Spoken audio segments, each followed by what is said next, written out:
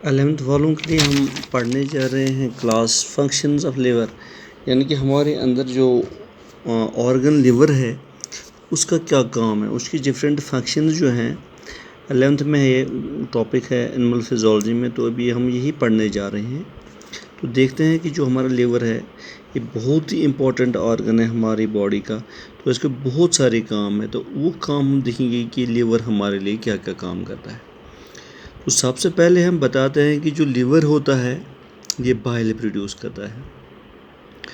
तो in a day ranging from 500 ml to 1000 ml, यानी कि 500 ml से लेके 1000 ml तक एक दिन में लिवर बाइल प्रोड्यूस करता है, और वो बाइल फिर जाके कहाँ पर स्टोर होता है, गॉल ब्लैडर में। और इस बाइल का क्या काम होता है, that is emulsification of fats, यानी कि to convert fat into fatty acids और सिंपलर कॉन्स्टिट्यूएंट्स, यानी कि फ़ैट को सिंपल कॉन्स्टिट्यूएंट्स में चेंज करना, उसे एमल्सिफिकेशन कहते हैं। और एक काम है बाइल का, और पहला वाला काम है production of bile bye liver. तो सबसे पहला काम जो है लिवर का कि ये बाइल प्रोड्यूस करता है। एक दिन में 500 ml से लेके 1000 ml तक बाइल प्रोड्यूस करता है, फिर जाके वो स्टोर रहता है गॉल ब्लैडर में। फिर गॉल ब्लैडर धीरे धीरे हेपेटोपेनक्रियाटिक डक्ट से इसको रिलीज़ करता है बाइल को। वो डूडेनम में आके वहाँ पे अगर कोई भी फैट हमारे फूड के साथ होता है तो वो उसको फिर डिवाइड करता है अपने रेस्पेक्टिव कॉन्स्टिट्यूएंट्स में, या कन्वर्ट करता है अपने रेस्पेक्टिव कॉन्स्टिट्यूएंट्स में।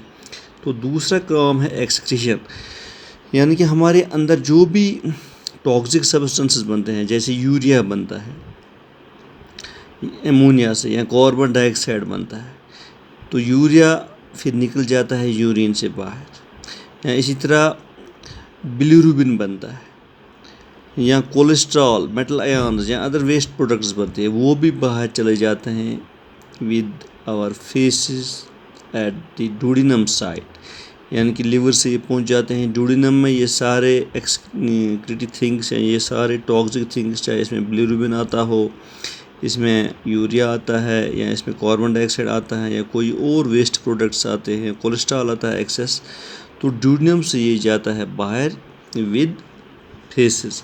तो ये दूसरा काम है एक्सक्रीशन का। तो तीसरा काम है ग्लाइकोजेनेसिस। तो ग्लाइकोजेनेसिस आपको पता है कि ये वो प्रोसेस होती है कि जहाँ पर ज़्यादा जितना ग्लूकोज हमारी बॉडी को चाहे दिन में, तो वो ठीक है, वो कंज्यूम होता है, और जो एक्सेस ऑफ ग्लूकोज होता है वो हमारी लिवर में कन्वर्ट होता है ग्लाइकोजन में।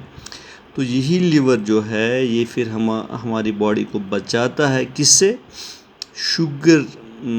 शुगर पेशेंट यानी कि डायबिटिक पेशेंट बनने से। क्योंकि जो एक्सेस ऑफ ग्लूकोज होता है, एक्स्ट्रा ग्लूकोज होता है, ये इसको चेंज करता है अपने रेस्पेक्टिव कॉन्स्टिट्यूएंट में, वो ग्लाइकोजन होता है।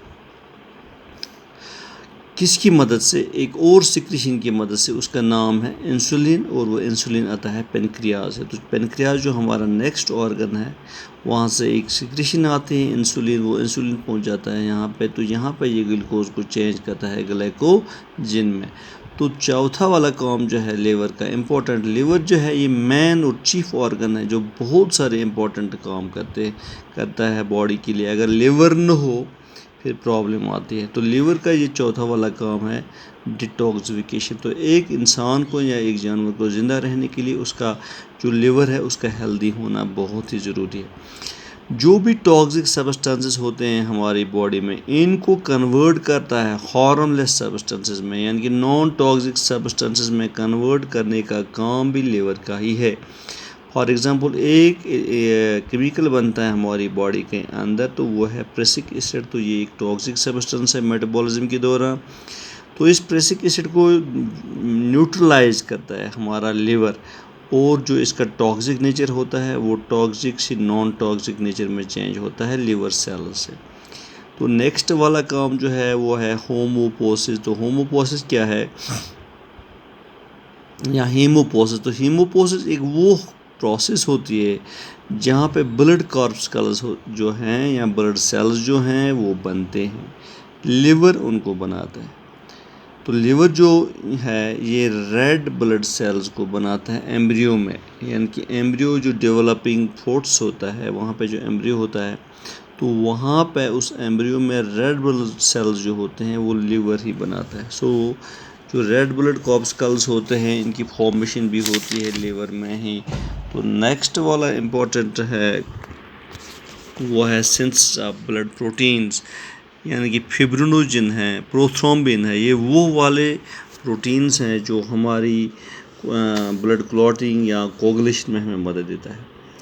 यानी कि अगर ये प्रोथ्रोम्बिन या थ्रोम्बिन वगैरह ये न बने हमारी बॉडी के अंदर तो क्या होता है, कोगुलेशन नहीं होती है। तो जब कोगुलेशन नहीं होती है तो एक इंसान को डिजीज़ होती है, यानी कि मामूली कट से बहुत सारा खून बह जाता है, तो उससे हम कहते हैं हीमोफीलिया। तो हीमोफीलिया में इन प्रोटीन्स का बहुत ही इंपॉर्टेंट काम है, रोल है। तो ये प्रोटीन जो हैं ये भी बनते हैं कहाँ पे, इसी लीवर में। तो नेक्स्ट वाला है हेपारिन, यानी कि लीवर जो है ये एक सिक्रेशन देता है, एक रस को सिक्रीट करता है, उसका नाम है हेपारिन। तो हेपारिन का क्या काम है कि हमारा जो ब्लड है इसको थिन बनाता है, थिनिंग करता है, यानी कि एक किस्म का एंटी कोगुलेंट होता है। ये कोगुलेशन नहीं होने देता है हमारी ब्लड स्ट्रीम में, जो वेन्स और आर्टरीज़ में ब्लड चलता है, ब्रेन को जाता है, हार्ट को जाता है, जो वाइटल ऑर्गन्स हैं जो बाकी बॉडी में जाता है, तो वहाँ पे ये हेपारिन एज एंटी कोगुलेंट काम करता है। जैसे हम एस्पिरिन खाते हैं तो इसका काम है थिनिंग ऑफ ब्लड। तो नेक्स्ट है फॉर्मेशन ऑफ विटामिन ए, जो भी हम गाजर वगैरह खाते हैं, कैरोटीनॉइड जो होता है ये इसी लीवर में फिर विटामिन ए में ट्रांसफ़र होता है। और आपको पता है कि विटामिन ए जो होता है ये इम्पॉर्टेंट होता है हमारी आइज़ की साइट के लिए, वरना अगर विटामिन ए की डिफिशियंसी होगी तो नाइट ब्लाइंडनेस होने का ख़तरा रहता है। इसी तरह जो आरबीसीज़, नॉर्मली एक आरबीसी की एज 120 डेज़ होती है। जब ये आरबीसीज़ ख़त्म होते हैं, मर जाते हैं, तो इसका जो ब्रेक डाउन जो होता है वो इसी लीवर में होता है। तो लीवर ये क्या काम, इसका एक इम्पॉर्टेंट काम ये भी है कि जो वॉर्न आउट आरबीसीज़ होते हैं इनका ब्रेक डाउन भी होता है लीवर में ही। तो फिर ये बाइल पिगमेंट्स में इनका हीमोग्लोबिन चेंज होता है। तो इसी तरह हमारे लीवर में और एक सेल्स होते हैं जिन्हें हम कफर सेल्स कहते हैं। तो कफर सेल्स का काम है कि अगर कोई भी फायरन पार्टिकल आएगा, माइक्रो ऑर्गेनिज्म आएगा, तो जो हमारी बॉडी को बीमार बना सकता है, ये कफर सेल्स उन पर अटैक करते हैं, उनको इनगल्फ करते हैं, खा जाते हैं, उनको मारते हैं। इसी तरह नेक्स्ट काम है लीवर का कि ये लीवर जो होता है ये हमारी बॉडी के लिए हीट पैदा करता है, क्योंकि लीवर जो है ये हाईली मेटाबॉलिक इन नेचर है, यानी कि बहुत सारी मेटाबॉलिक एक्टिविटीज़ इसी लीवर में होते हैं। कि इसलिए जो लीवर है ये हमारी बॉडी के लिए बहुत ही इंपॉर्टेंट ऑर्गन होता है। और इन सारी मेटाबॉलिक एक्टिविटीज़ के दौरान हीट जनरेट होती है, और वो हीट हमारी बॉडी का टेम्परेचर मेंटेन करने के लिए काफ़ी होता है। तो इसके साथ साथ लास्ट वाला जो फंक्शन मैंने लिखा है कि जो लीवर होता है ये ग्लाइकोजन को भी स्टोर करता है, फैट को भी स्टोर करता है, और इसी तरह विटामिन ए, डी, ई, के और B12 को भी स्टोर करता है। इसलिए कहते हैं कि अगर ज़्यादा फैटी हो जाओगे तो आपका जो लीवर है ये फैटी बन जाएगा, यानी कि फिर इसकी स्टेज आते हैं, स्टेज 1 में, स्टेज 2 में।